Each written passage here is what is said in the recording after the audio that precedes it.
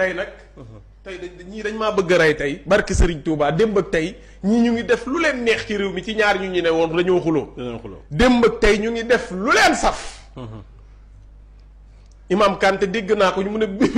Ousmane Sonko bindoon na lettre démission xam nga El Malick wax na leen ko El Malick nee na Ousmane ak Basirou mën na noo am réeroo de waaye personnellement seen diggante dara du ci dugg ay waaye mbaanoo leen ci diggante ñaar ñi bàyyi leen ñu dund may leen xale yi ñeex ñii ay xale lanu waaw ay xale lanu civilisé waaw tawaar fakal la président ñëw moom laa doon wax bandi sa papa bi ñëw na oh bisu bàyyi ko fii bàyyi ko